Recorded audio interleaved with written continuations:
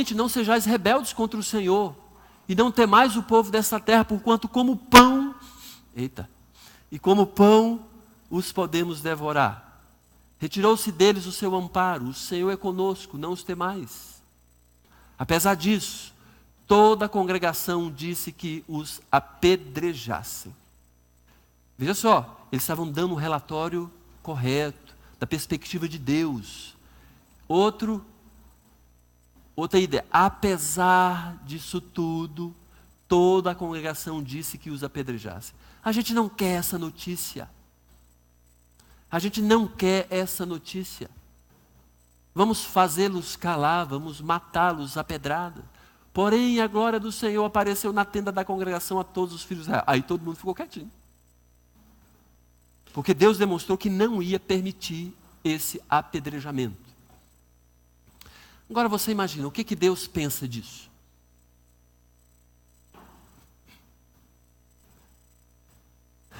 Disse o Senhor a Moisés. Aqui é de fato, talvez a parte mais extrema, mais difícil, para que eu e você saiamos daqui hoje diferentes. Uma maneira diferente de enxergar a vida. Disse o Senhor a Moisés: até quando me provocará este povo? A palavra provocar é a ideia desdenhar. É a ideia da palavra desdenhar, desprezar. E também é sinônimo de blasfemar.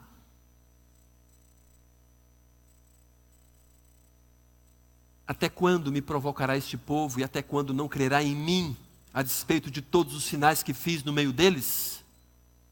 No meio do povo? Então Deus está falando, como pode?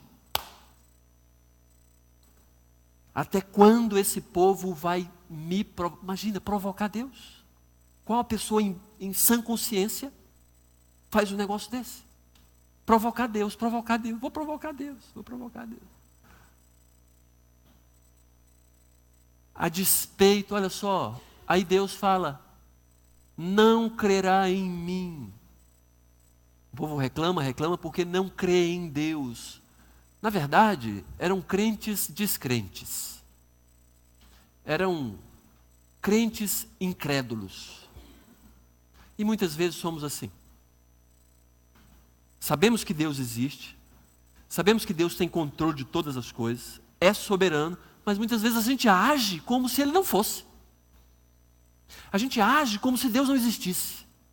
A gente age como se Deus não estivesse perto da gente, não estivesse enxergando a nossa situação, não conhecesse o nosso coração, não soubesse exatamente o que estamos passando, provocando Deus com a nossa reclamação.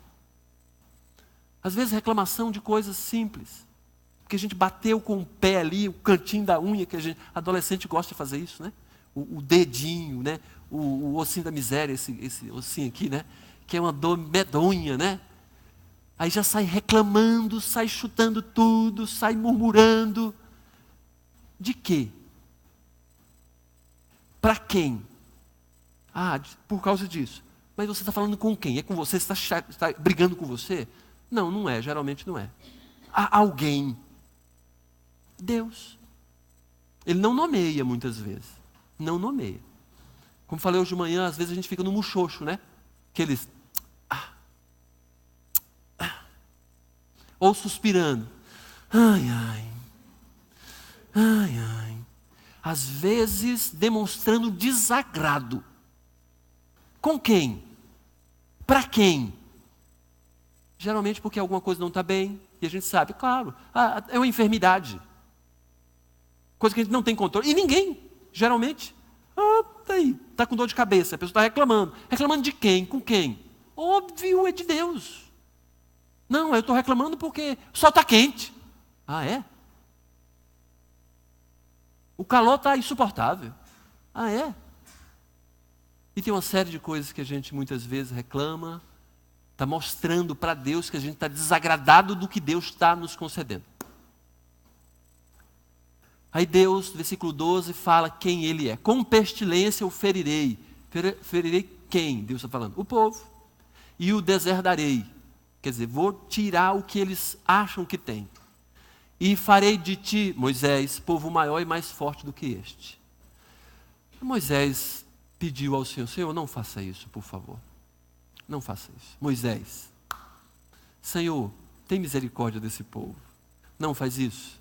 Porque os povos que têm visto que a gente está passando por aqui, sabe que o Senhor nos prometeu uma terra boa. Esse povo, esse pessoal, vai falar mal do Senhor.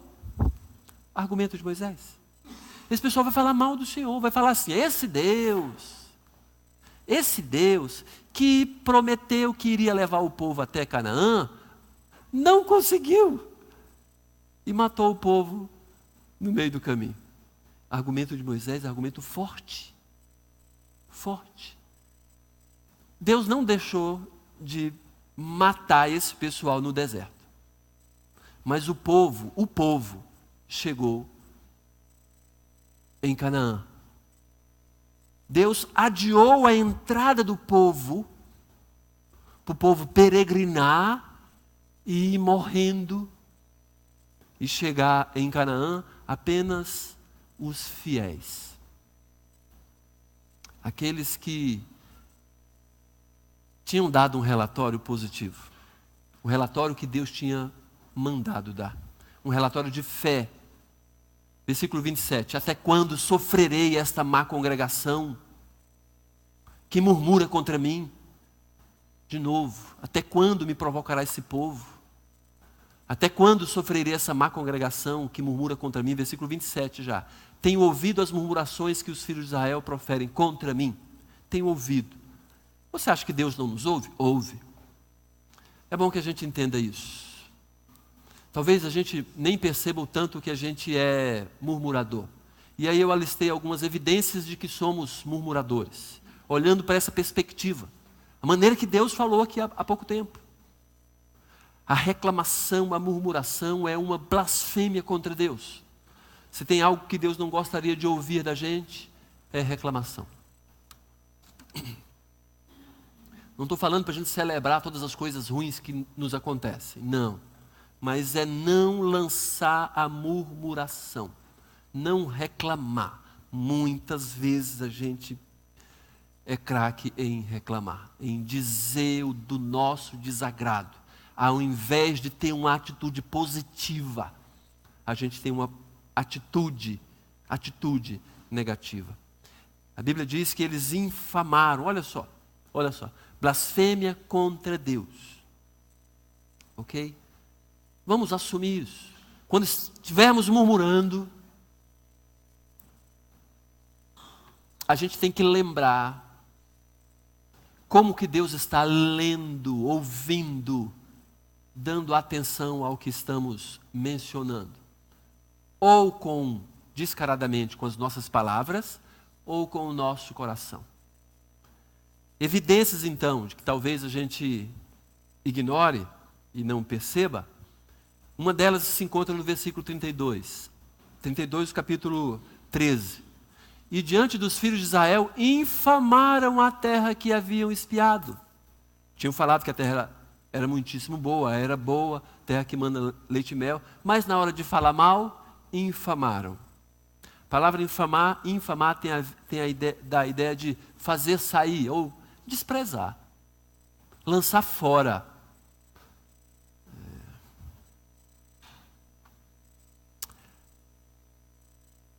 Deixar-se influenciar por aquilo que é negativo. É uma das evidências que nós somos murmuradores, estamos blasfemando contra o Senhor. É impressionante como muitas vezes nós somos levados por um relatório, pela parte negativa do relatório. É claro, as pessoas falam a respeito daquela pessoa que olha para o copo que está meio cheio, ele sempre olha dizendo que o copo está meio vazio. Ele olha para o lado negativo. Mas às vezes não precisa estar nem a metade. E às vezes eu mesmo fico pedindo, eu peço perdão a Deus quando às vezes estou fazendo alguma coisa e vejo que de 50, 5, 10% demonstram desagrado. Quando estou organizando alguma coisa, principalmente. Aquilo ali quase que me faz esquecer os 45 que disseram assim, está muito bem, muito legal, isso é bom, estou junto. Os 5 que falam assim, não quero saber, isso não me serve, não me vale, não quero cooperar, isso realmente me maltrata. Já maltratava mais. E aí fico pensando, por que eu fico encabulado com isso? Será que eu estou querendo agradar as pessoas ao invés de agradar o Senhor? E fico pensando nisso. É claro que eu fico pensando, não, talvez eu tenha falhado em alguma coisa que eu quero também ganhar essas pessoas. Porque, claro, muito melhor ter os 50, cooperando, ajudando, menos carga para as outras pessoas que estão ajudando. Mas deixar-se influenciar pelo negativo. Está aqui o fruto grandão, olha, a terra aí muitíssimo boa. Mas as pessoas, para a gente chegar lá, a gente vai ter que atravessar, vai ter que superar algumas coisas. Não quero, que desgraça, a vida não presta. A gente é assim. Muitas vezes a gente se deixa influenciar pelo negativo, não levando em conta mesmo as coisas que já se tem, que Deus já concedeu. E no relatório aqui é a apresentação de coisas boas. As coisas negativas olha, se a gente indo mesmo, a gente vai se ferrar. A gente não vai conseguir chegar. Mas Deus está conosco, Deus nos trouxe até aqui. É o relatório de Caleb. Como pão, a gente vai poder devorar aquele pessoal. Josué é a mesma coisa. Mas os outros 10 infamaram. Deixar-se influenciar por aquilo que é negativo é evidência de murmuração. Isso paralisa a nossa vida. Por isso que ficaram gritando, berrando, a noite toda. Até aquele momento não tinha acontecido nada. Só ficaram sabendo da notícia. Estavam desesperados e murmuradores, sem terem levado sequer uma estilingada. Não receberam um puxão de cabelo. E ficaram tão murmuradores, tão agressivos. Imagina se de fato acontecesse tivesse um exército já cercando aquele povo para poder matar o povo.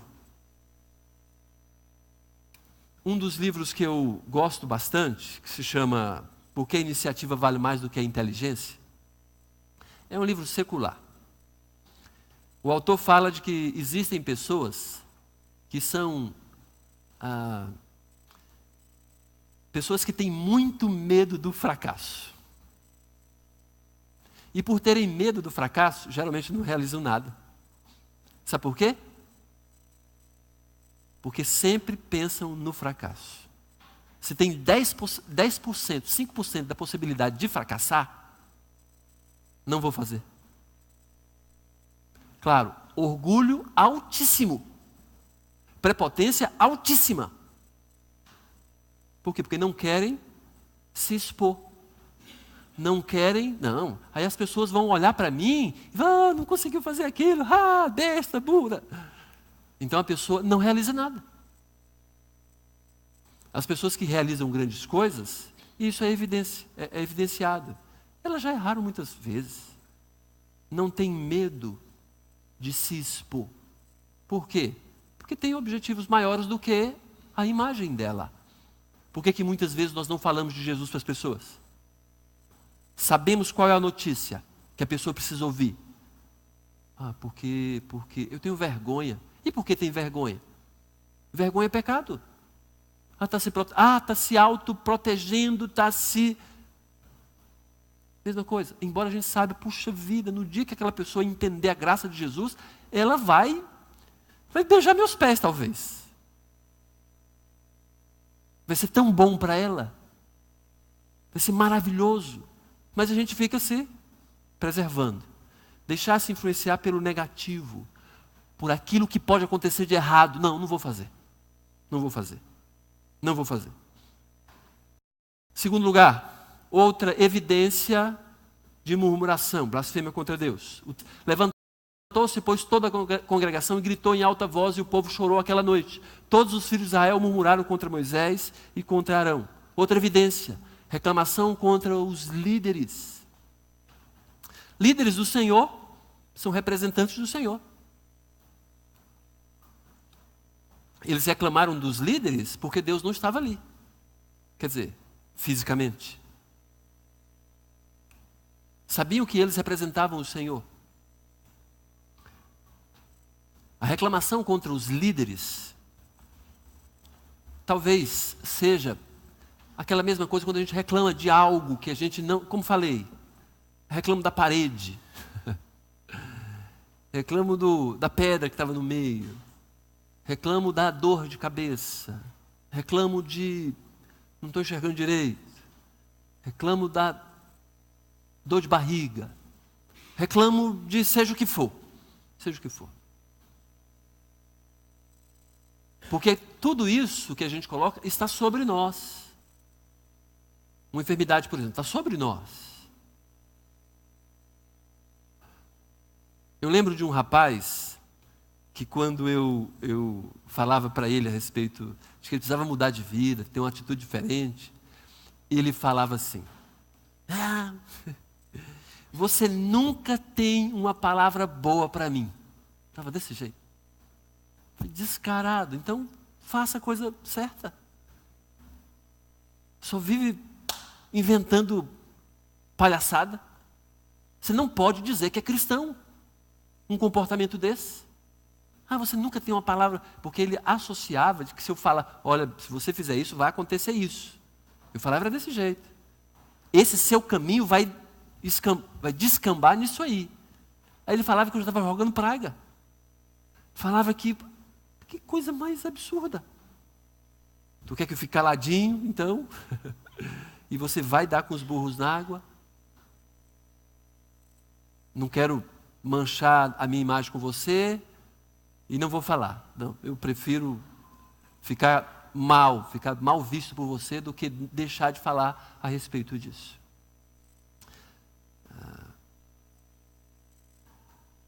Outra pessoa também, uma vez conversando comigo, falou: acho que eu não vou ficar na igreja não, porque eu vou ficar observando os defeitos. Eu falei: pode ir embora. Se é por falta de um aperto de mão, está aqui, ó. Por que isso, né? Por que isso? Porque a pessoa, obviamente, tem prazer mesmo de reclamar e dar vazão à sua indignação das coisas que não estão certas, do jeito que ele não... Na verdade, não está do jeito que a pessoa quer. Então, como é que eu... sabe aquela pessoa que leva bronca do patrão e chega em casa batendo nos filhos? E na esposa também? É a mesma coisa. Não posso pegar Deus e... Mas quem representa Ele, eu posso. Posso tentar furar o olho. Reclamação contra os líderes muitas vezes evidencia, de fato, aquela murmuração contra Deus. Terceiro lugar. Versículo 3. E por que nos traz o Senhor a esta terra? Para cairmos à espada? E para que nossas mulheres e nossas crianças sejam por presa? Que palavra tão desagradável. Isso aqui demonstra duas coisas: medo das dificuldades, que faz com que as pessoas paralisem, e desconfiar do Senhor. Por quê? Dificilmente a gente fica tentando entender o porquê verdadeiramente Deus nos permite passar por alguma dificuldade.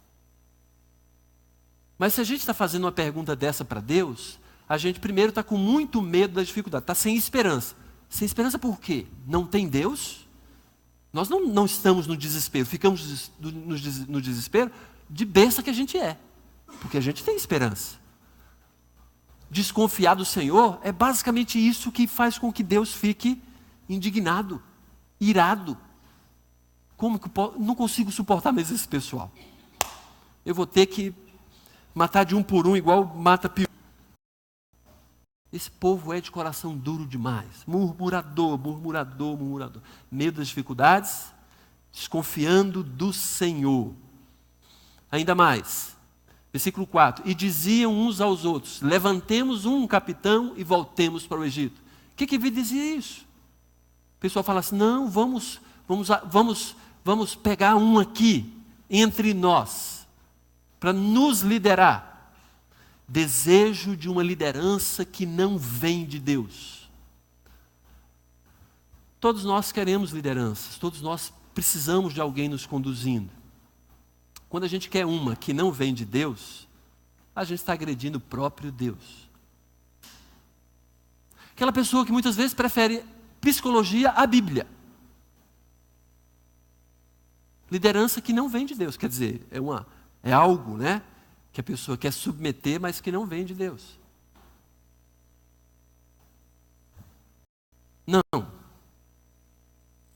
Não quero esse, eu não quero aquele. Uma pergunta que eu me faço ao ler essa passagem é: por que aqueles que reclamavam já não tinham ido embora? Por que não escolheram outro caminho? Eles eram livres. Sabe por quê? Porque eles sabiam que era melhor ficar ali. Mas reclamavam porque não estava do jeito deles.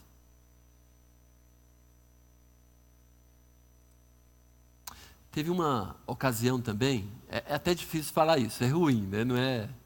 Não é nada muito interessante falar isso, mas teve uma ocasião que tinha uma jovem senhora que reclamava muito de tudo na igreja. E era triste isso, triste. Aí um dia, vou conversar com essa senhora. E fui conversar com a senhora. E comecei assim: acho que você não está muito satisfeita com a igreja, né? O que não está bem com a comunidade, com a fraternidade, a igreja? Porque a gente se esforça, a maioria se esforça a nos darmos bem, a servir uns aos outros. Pelo menos uma boa parte tenta isso. Mas você sempre parece que não está tão agradado. Quando eu joguei, quer dizer, botei a bola na marca do pênalti, né? O que é? Aí ela foi listando N coisas que realmente ela sentia desagradada. Deixei ela falar. Ao final, que parecia que não tinha mais, ou pelo menos fez uma pausa, eu falei: ok, eu estou aqui exatamente para conversar com você a respeito de como a gente pode arrumar uma outra igreja para você. Foi triste isso. Nunca mais voltou na igreja. Mas o que eu falei foi: olha, nós somos uma igreja de pecadores. Não tem ninguém na igreja, se você se assustar com isso, tem um problema, mas não tem ninguém na igreja que não seja pecador. E tem muitos problemas na igreja. Tem muita gente com problemas sérios. Problemas que vieram de uma vida assim, arruinada. A grande diferença é que nós somos redimidos. Estamos lutando contra o pecado. Mas naquele momento eu percebi mesmo essa questão.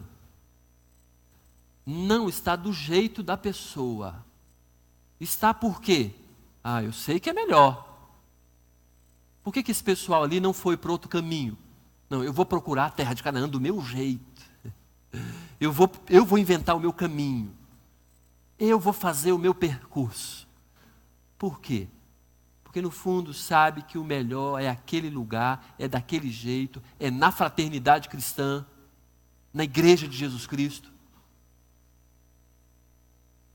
Mas a pessoa ainda quer maltratar quem está perto. Não queria daquela forma, daquele jeito. E ainda, né, e diziam uns aos outros: levantemos o capitão e voltemos para o Egito. Mesmo versículo, mas mostra outra murmuração, outro tipo de blasfêmia. Preferência pela escravidão do mundo. Voltemos para o Egito. Que vida que tinham no Egito? Eram escravos. Clamavam a Deus: Senhor, nos dê libertação. Ou desejo para voltar ao mundo. É triste quando uma pessoa olha para o passado com saudade, não é? Eu fico triste. Uma pessoa, quando eu tinha isso, quando acontecia isso. Né? Eu fico triste porque ela está dizendo que a vida atual dela é uma vida ruim. Não é legal. Eu fico triste. Agora, me entristece mais ainda quando um cristão fala isso. Quando um cristão tem uma vida atual pior do que a que teve. Pior é um cristão se relacionar com o passado com saudade. É ruim isso. A pessoa não está amadurecendo. Saiba disso, você não está amadurecendo. Isso não quer dizer que a vida está melhor no sentido de que tem mais dinheiro, que você está com mais saúde, que você tem mais facilidades. Não. Pode ser, mas não necessariamente. Mas a maturidade faz com que a gente enxergue a vida de forma diferente. Diferente. Se de fato era melhor, talvez tenha uma desgraça que você está encobrindo. Não cresceu, repetiu os anos na vida espiritual, não tem crescido. É bom que a gente acorde para isso. Mas pior ainda é quando um cristão olha para a época que não era cristão e tem saudades. Ou fala de uma forma prazerosa. Eu bebia todas, coisa nenhuma. Você estava morto. Se não é que esteja ainda. Mas olha que vida, você estava indo para o inferno, brother.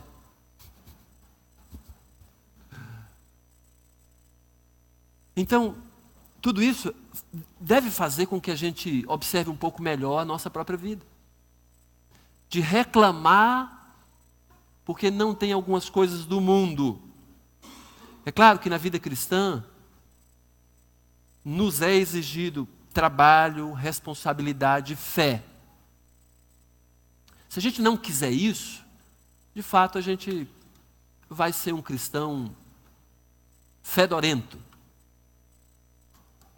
Não vai sair da gente, a gente não vai exalar o perfume de Cristo. Vai exalar o nosso próprio perfume, perfume de pecador, perfume que fede.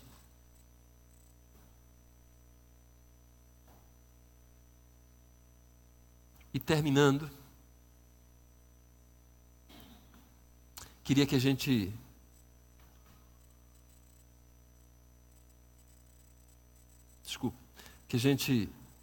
guardasse algumas frases. A boca de quem murmura demonstra um coração que é ingrato. É aquele que foca no que não tem e esquece o que já tem e o que recebeu.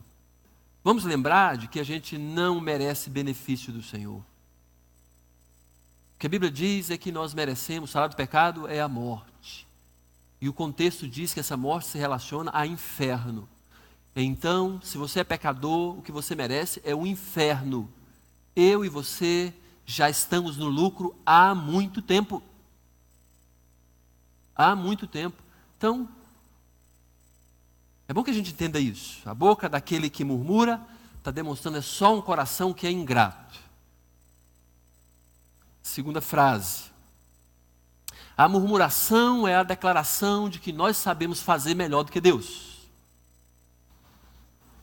Isso é interessante.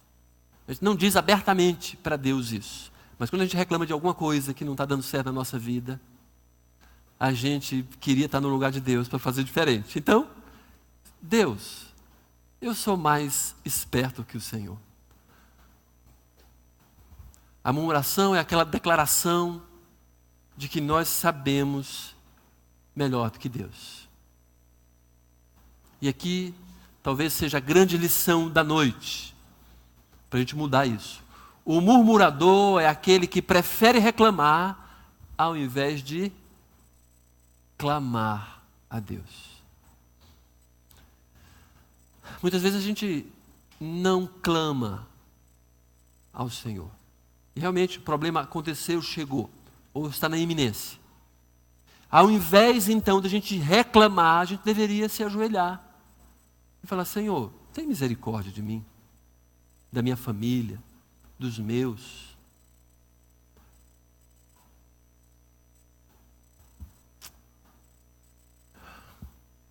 Queria mostrar um vídeo que eu vi essa semana.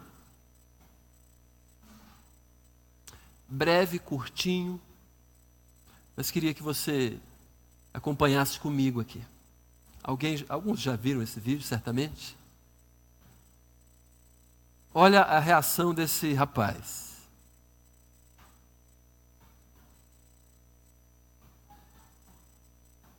Chateado, triste, obviamente, alguma coisa não deu certo para a vida dele. Está ali reclamando, murmurando. Como não se bastasse.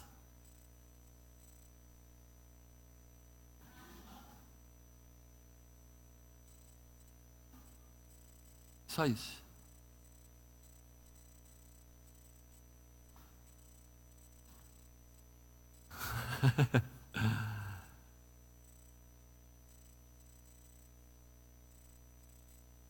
Murmurador é aquele que troca a ação de clamar pelo de reclamar. Talvez uma situação daquela nos mostre como nós somos pecadores e Deus tem nos livrado de tanta tranqueira, tanta desgraça, mas a gente sempre lembra do que não tem, do que gostaria de ter. Como deve ter ficado aquele jovem? O lugar que ele estava foi exatamente onde o carro... E ele está ao lado do poste ali, e foi exatamente isso que o livrou. Deve ter ficado envergonhado. Talvez não era cristão, mas deve ter ficado envergonhado. Reclamando de quê? Quase que eu era arrebentado aqui. Agora, gente, como falei, o que a gente leva em nossa bagagem determina onde nós vamos chegar. A gente passou 4 semanas estudando. Aqui é um raio-x da mala, tá bom? A gente passou 4 semanas refletindo acerca do que talvez a gente tenha na nossa mala. Tomara que não tenhamos isso na bagagem da nossa vida. E a gente pode jogar fora antes da gente continuar a nossa jornada, porque estamos na jornada. Deus tem nos dado um caminho a percorrer, uma missão. E às vezes a gente não vai chegar, não vai conseguir, porque temos na nossa bagagem elementos, pecados, que vão nos impedir de chegar. Às vezes idolatria, como vimos, às vezes imoralidade, às vezes obstinação, pôr o Senhor à prova, às vezes murmuração. Queria que a gente terminasse nossa série hoje com um clamor ao Senhor. Pedindo para que o Senhor nos mostre onde estamos deixando na nossa bagagem alguma coisa que se assemelha a isso. Algo que de alguma maneira eu ou você tenhamos deixado na nossa mala ou na nossa mochila, na nossa bagagem, na bagagem da nossa vida. Então vamos nos colocar com um coração humilde ao Senhor, com atitude de: Senhor, tem misericórdia da nossa vida. Não permita que eu seja idólatra, que eu seja imoral, que eu seja obstinado, que eu seja um murmurador. Me lembra, faz um scanner na minha vida, e para que eu reconheça o meu pecado e peça perdão ao Senhor. Que eu tenha uma nova vida a partir de agora. Que eu tenha uma nova postura diante da vida. Porque eu estou diante do Senhor. Eu estou diante do Senhor. Vamos orar. Ora você no seu canto, no seu coração, pedindo ao Senhor graça e misericórdia. Mas coloque-se nu diante do Senhor. Coloque-se sem barreiras diante do Senhor. Coloque-se como você é mesmo, transparente diante de Deus. peça a Ele uma vida renovada agora, para que a gente, eu e você, a gente tenha mais condições de seguir a nossa jornada, o nosso caminho, fazendo aquilo que Deus estabeleceu para a gente fazer e com muito mais eficácia e com muito mais prazer e satisfação. Pai eterno, nos abençoe, Pai, nos ajude nessa análise. É claro que vamos participar da Santa Ceia agora, que isso tudo também nos ajude a compreender melhor sobre o que o Senhor tem para mudar no nosso coração. Que a gente não permita continuar do mesmo jeito que a gente era. Senhor, tem misericórdia de nós e nos abençoe. Pedimos a Tua boa mão sobre cada um que está aqui esta noite. Cada pessoa que acompanhou essa série de sermões. Cada pessoa que tem acompanhado a exposição da Tua palavra. Continua a nos abençoar, por favor, Pai. Te louvamos e bendizemos o Senhor, entendendo que o Senhor tem ainda grandes coisas para realizar através da nossa vida. Em nós e através de nós. Nos abençoe. Ouça a nossa oração, por favor. Cada alma que aqui está, cada pessoa, nos abençoe, Pai, por favor. Muda o nosso viver. Muda o nosso coração para que o nosso viver seja modificado. Em nome de Jesus oramos. Amém.